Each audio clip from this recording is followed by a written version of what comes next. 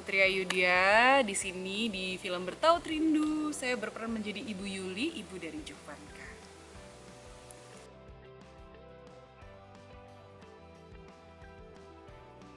Tadi itu aku belum nonton sebenarnya. Aku belum tahu filmnya, baru malam ini.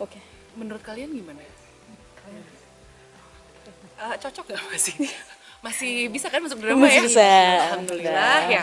So kalau cocok, kalau ini berarti aku bisa berbagi ceritanya gimana. So sebenarnya memang horor tuh very technical menurutku. Ada bagian-bagian yang sangat pakai hitungan gitu kalau buat aku. Dan meskipun perasaannya harus dalam, tapi di luar itu ada tantangan secara teknis yang cukup seimbang bobotnya.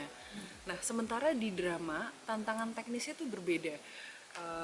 Soal timing masih, tapi kita nggak bicara soal sling, kita nggak bicara banyak soal keterampilan fisik gitu. Skillnya adalah semakin menegaskan bahwa aktor adalah atlet perasaan ya.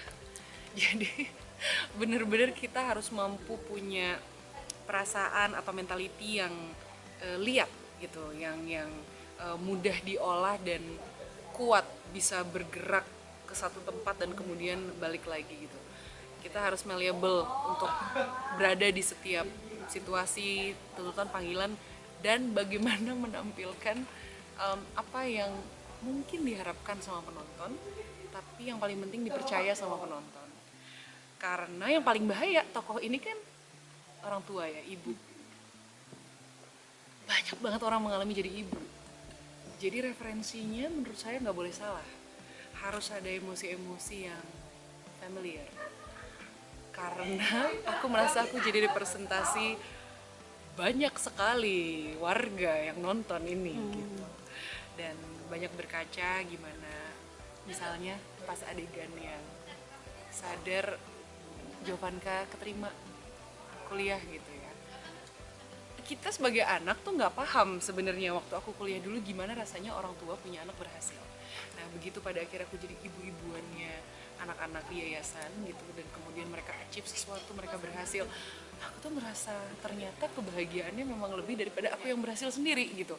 Nah itu yang kemudian aku coba tuangkan dalam film Bertaut Rindu ini.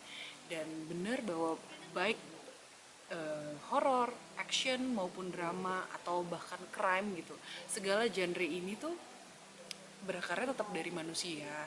Jadi sumbernya sama, yang membedakan adalah pilihan-pilihan apa yang mau di-highlight.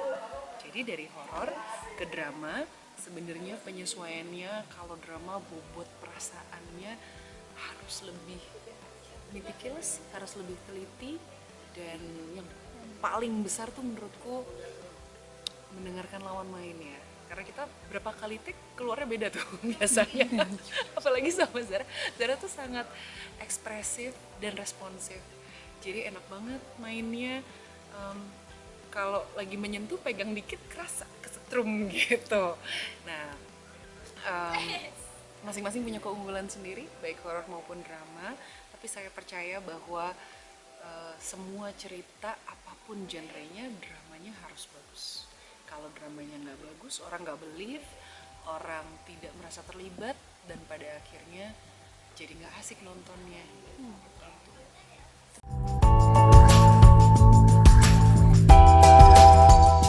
Kalau pembeda saat ini, kalau aku inget-inget lagi, setiap kali, yang paling jelas kalau action, latihan fisiknya harus lebih banyak. Karena stamina pasti lebih teruji gitu ya. Sementara horor tuh menurut aku adalah gabungan antara drama dan action. Sehingga mentalnya harus kuat, karena kita nggak boleh, menurutku kita nggak boleh trans justru. Meskipun kelihatannya trans, tapi kita sendiri harus tahu pagernya kita sampai mana gitu. Karena main horor itu ada yang bilang dunia yang sebelah nggak tahu kalau kita tuh syuting. Jadi kita nggak boleh crossing the limit. Menurutku kita harus tetap sadar, aware, harus tetap berisi. Karena kalau enggak, things could happen. Menurutku itu memang real, ada dari pengalamanku. Sehingga kita harus sadar bahwa kita memang bermain. Sama dengan drama sebenarnya, drama itu kita tuh harus sadar betul bahwa kita lagi menjadi tokoh, bukan kita pribadi gitu. Kita harus rela badannya dipakai sebagai tokoh, dengan kepercayaan tokoh, dengan keyakinan tokoh, dengan kasih sayangnya tokoh. Sehingga buatku yang paling berat dari main jadi ibu sebenarnya adalah kita harus jatuh cinta berkali-kali dengan siapapun yang jadi anak kita, jadi keluarga kita, dan harus siap patah hati berkali-kali pula ketika filmnya udah selesai dan kerjasamanya berakhir sebagai keluarga gitu. Beratnya di situ. Treatmentnya adalah latihannya terpusatnya di mana? Yang satu di fisik, yang satu di pikiran lebih banyak, yang satu di ini ketahanan hatinya sebenarnya. Dan itu benar adanya, memang hati kita harus siap. Kan harus jujur ya perasaannya. Kalau perasaan yang nggak kerasa, nontonnya juga kerasa nggak bener gitu soalnya. Jadi harus punya pintu masuk dan pintu keluar ke tokoh kalau kata Mas Rukman Rosadi. Itu dia.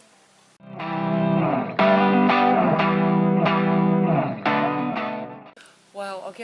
Aku senang banget ditanya ini. Jadi memang aku saat ini sedang menjalani beberapa peran dalam industri film Indonesia. 3 tahun terakhir aku juga pegang coaching, tapi di tahun ini secara resmi muncul istilah acting coordinator. Nanti akan ada yang tayang dengan review title-nya itu namanya acting coordinator. Bedanya apa? Acting coach adalah bagian dari acting coordinator. Di bawah acting coordinator ada acting coach, ada dialect coach, ada pelatih skill-skill lain, atau bahkan menjaga safety. Dalam hal safety 2 tahun terakhir, ini baru mau 2 tahun, aku dan Runi Runianti mendapatkan sertifikasi sebagai intimacy coordinator. Sehingga kami sedang menjalankan peran itu, mensosialisasikannya juga ke Indonesia, ke rekan-rekan yang sudah pernah mendengar ingin menggunakan fasilitasi yang kami berikan, dan juga membuat industri film Indonesia keep up with the international trend. Dan yang paling besar, yang paling utama adalah menjaga lingkungan film Indonesia, produksi untuk kru dan cast yang lebih aman, yang lebih sehat. Itu yang paling penting. Dan buatku sebagai aktor itu adalah salah satu bekal yang penting banget untuk bisa terjun ke profesi yang lain, sebab kita bersinggungan langsung dengan teman-teman ini, sehingga kita harus bisa berempati dengan apa yang dilakukan terhadap aktor, dan juga bagaimana kita sebagai aktor memperlakukan yang lain. Jadi kalau kita teriak-teriak pengen lingkungannya sehat, ya aktor nggak bisa hanya ngeliat aktor, tapi juga harus melihat bagaimana kesejahteraan kru, filmmakers, semua punya tugasnya, semua punya masalahnya, dan kita sama-sama bisa punya solusinya. Jadi terima kasih banyak sudah nanyain ini. Aku seneng banget bahwa betul di saat ini aku merasa 3 profesi yang lagi aku pelajari, aku jalankan, harapannya bisa jadi platform belajar buatku yang bisa aku ceritakan juga ke teman-teman. Syukur-syukur lebih banyak teman-teman yang mau punya multi peran dan bisa saling jadi support system satu sama lain seperti Dalvin.